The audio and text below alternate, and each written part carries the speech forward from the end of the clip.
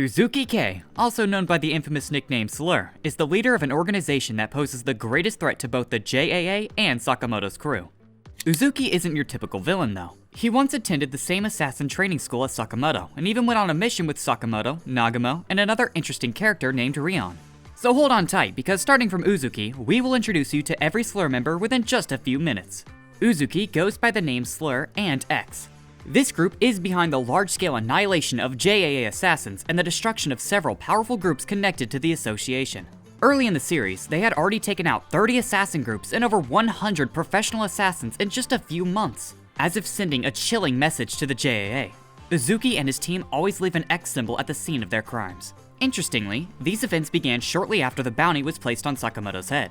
In fact, Sakamoto is said to be the only assassin who has ever injured Uzuki, although he doesn't remember it. We'll get more into that later.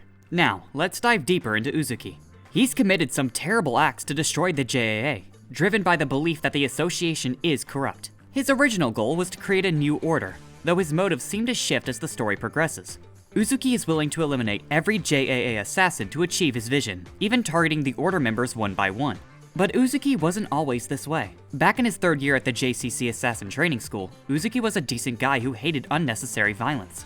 He believed all killing was wrong and avoided it whenever possible. If someone wasn't a target, Uzuki wouldn't hesitate to stop anyone from hurting them. When Rion told Uzuki that he wasn't cut out to be an assassin, he actually felt relieved. Uzuki didn't want himself or the people he cared about to be out there taking lives. To his past self, taking someone's life for personal happiness or goals just didn't feel right. He wanted to be a decent person, and definitely not someone who leads an organization of villains that eliminates anyone who stands in their way. The reason why Uzuki is forced to take on secret spy missions to eliminate someone is because he's being threatened by his older brother and the current JAA chairman, Asaki. Asaki assigns Uzuki extreme missions, like eliminating the former chairman's innocent wife and daughter, all to carry out his plan to secure the chairman's seat. Uzuki cannot disobey his orders because if he does, his friends will get punished in his place. Uzuki will do anything, even the things he absolutely hates, if it means saving his friends. Uzuki grew up in an orphanage called Al-Kamar. It's a facility owned by the JAA and run by Asaki. Its purpose was to raise orphans to become assassins, aiming to create the next generation of order members and JAA weapons. The orphans were even forced to take on unthinkable missions. If Uzuki failed the missions Asaki gave him, one of his friends from the orphanage would pay the price. Interestingly, instead of becoming JAA weapons as they were intended, the orphans from Al-Kamar became Slur's companions, helping Uzuki in his mission to destroy the JAA. In the current timeline, Al-Kamar no longer exists. The orphanage was completely destroyed in an attack led by Uzuki himself. He took down all the Al-Kamar staff, JAA members stationed there, and even office workers and janitors, all to help his friends escape. This all happened because Uzuki lost a friend. When Uzuki was nearly caught by the JAA for his betrayal, it was Rion who saved him and promised to help rescue his friends. But because of Asaki's schemes, Uzuki and Rion were permanently separated. The most heartbreaking part is that Rion's life ended in Uzuki's own hands. These events eventually led to a confrontation between Uzuki and Sakamoto. Uzuki lost the fight, and in what he thought were his final moments, he asked Sakamoto to end it by hitting his chest instead of his head. What Uzuki didn't realize was that this decision would actually save his life. Uzuki has a rare condition called situs inversus, where the major organs in the body are reversed. This means that when Sakamoto struck where Uzuki's heart should have been, he missed it because Uzuki's heart was on the other side of his chest. Uzuki also has another condition revealed later in the series. He suffers from dissociative identity disorder, also known as split personality. This happens when someone creates new personalities to cope with intense stress or trauma. In Uzuki's case, this disorder started after witnessing the deaths of his friends. These alternate personalities are designed to protect Uzuki so they can't harm him. So far in the series, Uzuki is shown to have personalities that mimic Rion and Takamura, the strongest assassin in the order. Hold up for a second. Before we reveal more about the brains behind Uzuki's organization and uncover the strongest Slur members, if this video has been helpful, smash that like and subscribe button. Alright, time to lock on to the next target. Kashima is part of Slur's organization and is the mastermind behind most of the attacks on Sakamoto and the JAA. He's often called Mr. Reindeer because of the realistic deer mask he wears. But when the mask is off, Kashima has an X stitch across his mouth that looks a lot like Slur's signature symbol. We first meet Kashima at the Okutabi lab, where he plays the main villain of that arc. He hires a bunch of assassins and scientists to help with his research. Kashima believes weapons like guns and knives are outdated, so he takes over the lab and forces the scientists to work on advanced technology for new assassin weapons. His real goal, though, is to capture Shin and use his mind-reading abilities for something that becomes important later in the story. It wouldn't be a stretch to say that Kashima is the brains behind Slur. Throughout the series, he's shown working behind the scenes and handling the groundwork so Slur's plans go as expected. But even though he's essentially a villain, Kashima values life greatly. He has a deep respect for human life and has even cried over the death of someone he barely knew. Kashima believes that those who don't respect human life have no right to call themselves assassins. That said, Kashima doesn't hesitate to eliminate anyone who's part of the JAA or the Order. While Kashima is mostly known as a strategist, his fighting skills are just as dangerous. What makes him stand out is his body. Most of it has been cybernetically enhanced. His spine is artificial, his body can reattach itself even if it's cut into cubes, and he can even survive a massive self-destruction. This is also where Kashima's fighting style shines. His modified body has so many weapons hidden in different parts. He has a firearm for a hand, a laser gun inside his mouth, and a set of long blades attached to his left hand. These are just a few of his weapons, and one of the reasons why Sakamoto once thought of him as immortal. What makes him even harder to take down is how durable he is. Even if he's defeated, Kashima can fix himself with new parts. At one point, he even became a high-tech toy with a fan, Wi-Fi, and robotic treads for legs, thanks to Sakamoto's daughter. But Kashima isn't all bad. Sure, he takes out anyone who gets in his way, but deep down, he's just a man with a twisted sense of justice. He doesn't believe that all life is equally sacred, and thinks some bad people are better off gone. Kashima follows Uzuki because he believes in the new system Uzuki wants to create by destroying the corrupt JAA. When Kashima realizes that Uzuki won't take action and is letting things spiral out of control, he gets upset. Kashima is worried that without a new organization to bring order, assassins will start running wild and harm ordinary people. At least the JAA had rules to prevent regular citizens from being caught up in their missions. If the JAA is wiped out, assassins could become a problem for everyone, and Kashima doesn't want that. All this time, he thought Uzuki wanted to bring real justice. When Kashima first met Uzuki, he was happy to find someone who understood his idea of justice. However, after noticing Uzuki's strange behavior caused by his multiple personalities, Kashima started investigating. It turns out the reason Kashima wanted Shin was to use his mind-reading powers to figure out what's going on with Uzuki. Kashima eventually learns about Uzuki's condition and doesn't like what he finds out. Even so, Kashima still believes in Uzuki and is willing to team up with Sakamoto, but only if Sakamoto helps him save Uzuki. Mad Horiguchi, like Kashima, isn't one of the Slur members who grew up in the Al-Kamar orphanage. He's a scientist that Kashima brought into the team after taking over the Okutabi lab. Mad Horiguchi is your classic mad scientist, completely obsessed with research and experimenting on guinea pigs. But he takes it to a dangerous extreme. What makes him stand out is how he uses his inventions in battles. One of his creations is a speech-reversing switch syringe. When it hits its target, it scrambles their brain signal, forcing them to do or say the opposite of what they mean to. He also has a strength-enhancing drug that massively boosts his physical stats, making him bigger and way stronger. Even with all that, Mad Horiguchi didn't stand a chance against someone like the legendary Sakamoto. On top of that, his speech-reversing ability has a major flaw. If someone tries to attack their own teammate instead of him, the effect will backfire, and they'll end up hitting Mad Horiguchi himself. Kumanomi is one of Uzuki's family members from the Al-Kamar orphanage. She spent most of the series overseas and away from the other Slur members, but now she's back and ready to take on the assassins of the Order. Kumanomi has one of the most dangerous abilities in the series. She uses electromagnetic gloves that let her control anything magnetic in her surroundings. What makes her even scarier is her power and skill. She was able to fight both Yo and Hisaki at the same time and actually beat them. Kumanomi is a master of her abilities and uses them cleverly to handle her enemies. She can create a coil gun with metal screws, form long blades from small knives, and more. She can also use her powers for mobility and take control of every nearby vehicle. This makes her extremely dangerous in a city where crowded buildings and vehicles can all become her weapons. In one fight scene, she even used sand to block Isuki's bullets. Her personality, though, is surprisingly different from what you'd expect. At first, she comes off as strict and intimidating, but Kumanomi actually cares deeply about her friends. In fact, the main reason she started fighting Yo is because she believed he attacked Gaku, even though it was Takamura who was responsible. She's also a bit of a worrywart and gets really upset when Gaku or her friends are hurt. Kumanomi is also strict about manners. She doesn't hesitate to scold Gaku for not calling her miss, or to be harsh with Kashima when he refuses to remove his mask during introductions. But Kumanomi isn't harsh by nature. She just draws a clear line between friends and enemies. Anyone who hurts her friends will face her wrath. Like Uzuki and the others, Kumanomi's main goal in fighting the JAA is revenge for the suffering they caused her and the other orphans at Al-Kamar.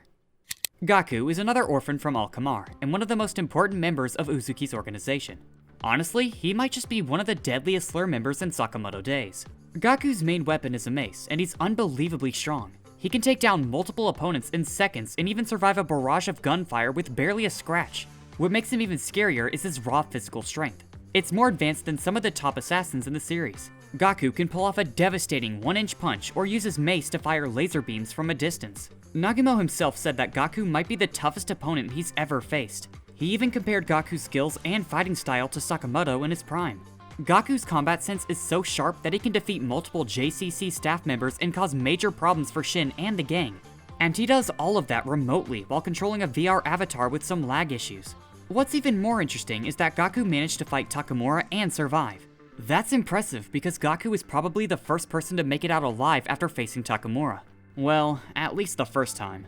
Another fascinating thing about Gaku is his perspective on life. He sees life as a video game, where assassination is just part of the fun. He even claimed that VR could be the future of assassination in Sakamoto Days. When Gaku treats battles as speedruns, he gets even more excited and becomes an even tougher opponent to handle. Haruma is an orphan from Al-Kamar. When Kumanomi was overseas, Haruma was with her when they returned to Slur's hideout.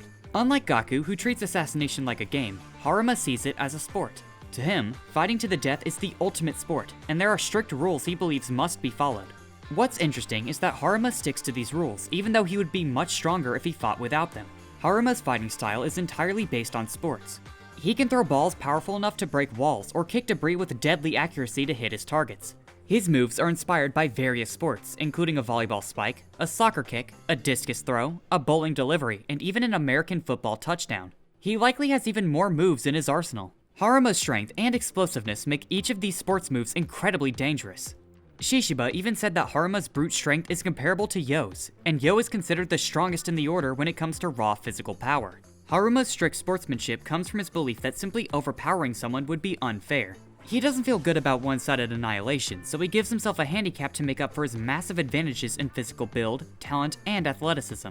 Still, Haruma takes his rules seriously, which is why he gets provoked if someone accuses him of foul play. His love for sports runs so deep that even when he's badly injured, Haruma refuses to break his own rules. He's committed to his sportsmanship, and even if he loses, he'll let his opponent live, even if he could easily finish them off. For Haruma, messing with his opponent after a match would go against his personal code of fairness.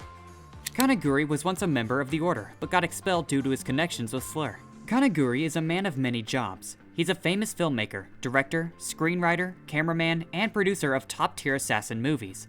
But his love for films is completely unhinged. It's like a yandere-level obsession. Kanaguri is so devoted to his craft that he doesn't mind taking lives if it means making his movies a masterpiece. For example, after hitting a teacher with a clapboard, he thought the students were scared because they didn't have a teacher anymore. He even offered to step in as their instructor, and that's just one of his many wild moments. After he was defeated by Sakamoto, Kanaguri survived with the help of Akira. Akira assisted him in escaping from the JAA's floaters because she didn't want the JAA to learn about his location. At least, not until she was finished with him. Akira struck a deal with Kanaguri. As long as she plays the heroine in his movie, he'll help her get to Slur. Throughout the series, Kanaguri has become obsessed with Akira. He agrees to help her because he wants to film her revenge story, and any idea that could become a masterpiece makes him extremely excited. He even claims the god of movies is on his side. Kanaguri is so fixated on his film that he's willing to protect Akira with his life as long as she remains the star of his movie. This obsession is also why Kashima doesn't trust him. Kanaguri's real goal is to create a masterpiece about the battle between the JAA and Slur, so he doesn't care who comes out on top. I won't go too deep into Kanaguri's strength and abilities here, but we made a video about the deadliest Order members in Sakamoto Days, where we explain more about the Order and Kanaguri's involvement with them, so be sure to check it out. Tenkyu is an orphan from Al-Kamar and probably the most powerful member of Uzuki's organization. In fact, even Uzuki is afraid of what Tenkyu can do. We first meet Tenkyu as one of the orphans Uzuki saved when he destroyed the orphanage. He's the one with his head covered by a box, and back then, we didn't know what he looked like. However, Tenkyu's place in the organization has become questionable. After a big fight with Uzuki, Tenkyu wants to make things right by capturing the top secret JAA fortune teller, who's locked up in the lowest level of the JAA jail. Despite his power, Tenkyu acts like an innocent child. He easily believes others' lies, and genuinely wants to make friends with people he likes, like Shin and Hisuki at one point in the manga.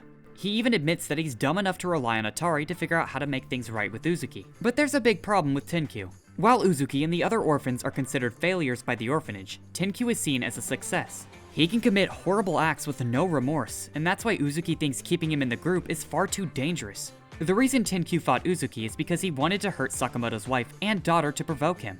Uzuki didn't want to go that far, so they ended up arguing. One thing's for sure, Tenkyu is cruel enough to get Shin to almost break Sakamoto's #1 rule for the family.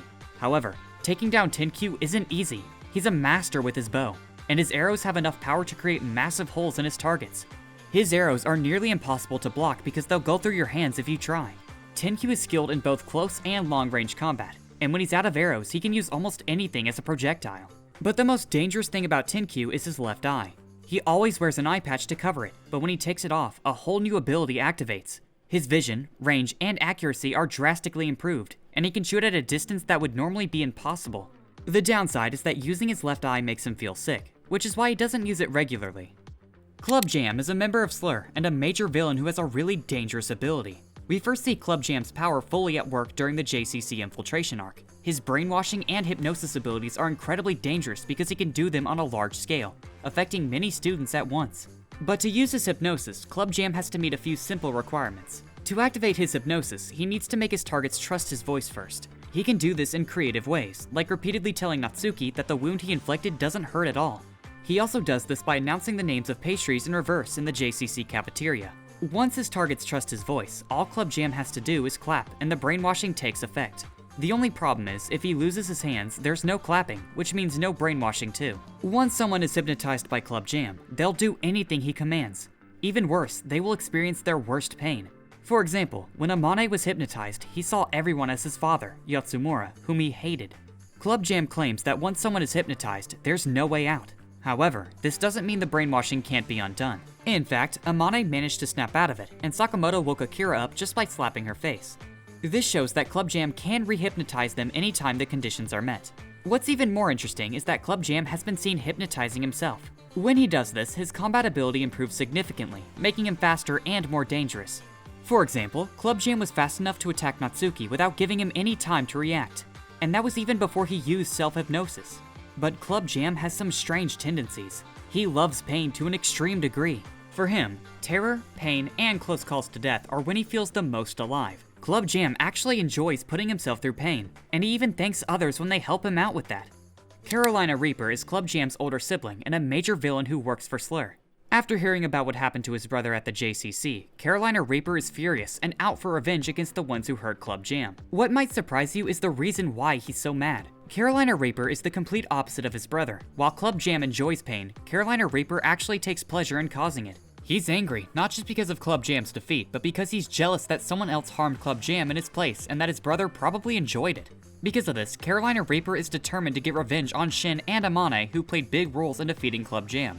He feels like they need to pay for what they did. Carolina Reaper's ability is to spit fire. His flames are so powerful they can easily incinerate skilled JAA guards and cause serious damage to his targets.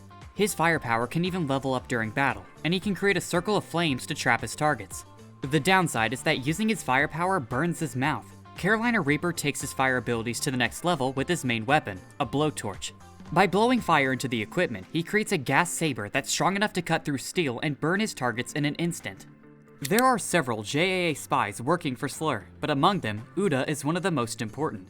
What many people don't know is that Uda has been an ally of Uzuki and the orphans from Al-Kamar even before they escaped the orphanage. In fact, Uda was a teacher at Al-Kamar who escaped with Uzuki and the others. He's a hard worker and is so committed to Uzuki's cause that he's willing to risk his life for Uzuki, even though he often works non-stop for days. As a spy, Uda's fighting skills aren't bad either. He's skilled with firearms and has the speed and strength to overpower someone like Shin. Gozu is one of the orphans from Al-Kamar who escaped with Uzuki and is mentioned as a member of Slur. What's interesting about Gozu is that he was 20 years old when they escaped the orphanage, which is much older than Tenkyu and just 3 years younger than Uda, who was 23 at the time. Unfortunately, Gozu hasn't made his full return to the manga yet, so we don't know much about his abilities or strength level. However, considering he's from an orphanage trained to create ruthless assassins, it's safe to assume Gozu is just as strong, if not stronger, than the other Slur members. When Kumanomi and Haruma returned to their hideout, it was mentioned that Gozu and Tenkyu would follow soon after. Since Tenkyu has already made his appearance, it might not be long before Gozu shows up too. But now that you know about Uzuki and the deadliest Slur members in Sakamoto Days, it's time to dive into the assassins of the Order and the major characters in the series. Luckily, we've got plenty of videos that explain Sakamoto Days in just a few minutes, so click on the videos on your screen now.